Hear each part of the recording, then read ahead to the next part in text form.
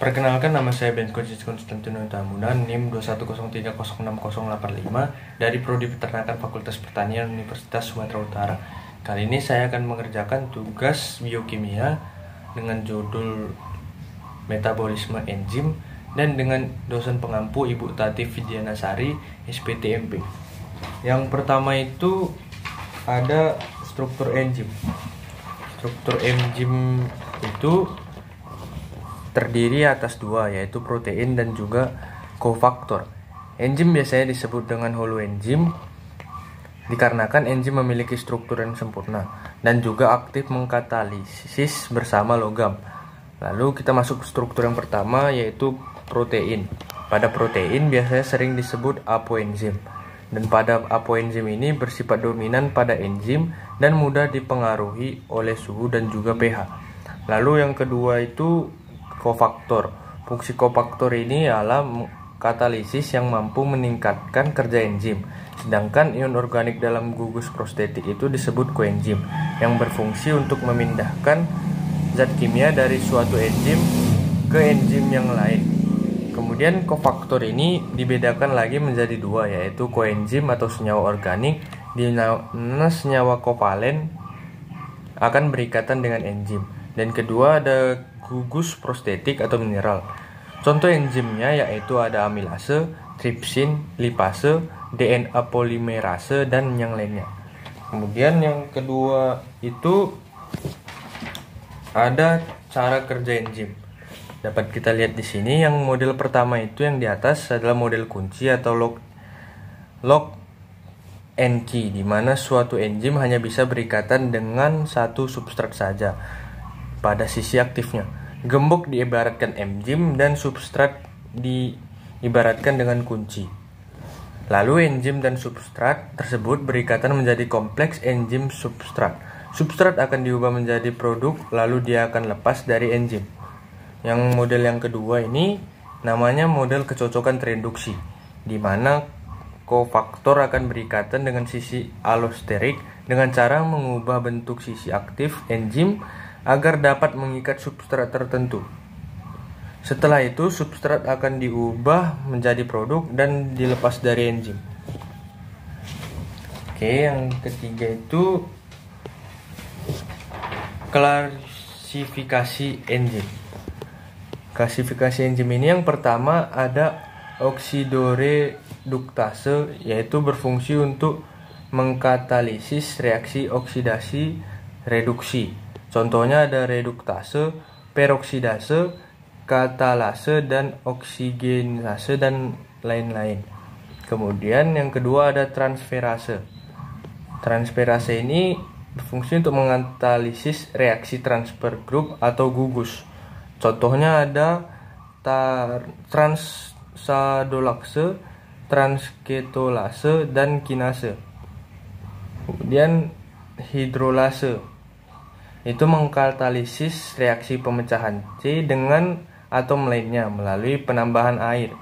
Contohnya itu eterase, amidase, fosforase, dan lain-lain. Kemudian ada liase. Liase itu berfungsi untuk mengkatalisis RX reaksi pemecahan karbon-karbon, karbon sulfur, dan karbon nitrogen. Contohnya itu ada dekarbosilase, sintase, dan hidrase. Kemudian isomerase itu berfungsi untuk mengkatalisis reaksi isomerasi. Contohnya itu ada isomerase, mutase, dan lain-lain. Kemudian yang terakhir ada ligase, itu mengkatalisis reaksi pembentukan ikatan. Contohnya ada sintetase dan karbonsilase. Kemudian yang keempat itu sifat-sifat enzim. Yang pertama itu enzim sebagai katalisator. Enzim merupakan katalis yang dapat mengubah laju reaksi tanpa ikut bereaksi. Yang kedua itu enzim itu adalah suatu protein. Struktur dari suatu enzim tidak lain adalah protein, karena aktivitas katalitiknya bergantung pada integritas strukturnya sebagai protein, walaupun ada beberapa senyawa yang dapat bertindak sebagai katalis, misalnya RNA. Yang ketiga itu enzim itu khusus. Fungsi enzim itu tertentu, tiap perubahan zatnya tertentu diperlukan suatu enzim tertentu pula. Misalnya enzim katalase hanya digunakan untuk menguraikan H2O2 amilase, hanya untuk mengkatalisis amilum sebagai substratnya. Dan yang keempat itu enzim ada yang bisa bekerja bolak-balik. Beberapa enzim kerjanya dapat bolak-balik. Misalnya enzim lipase dapat bekerja untuk mengkatalisis molekul lemak menjadi komponen penyusunnya, yaitu asam lemak dan gliserol, atau sebaliknya penyusun dari lemak dari kompeni. Kemudian yang kelima itu proses katalisator. Dapat kita lihat dari sini, suatu reaksi kimia dapat terjadi jika molekul yang terlibat memiliki cukup energi internal untuk membawanya ke puncak energi.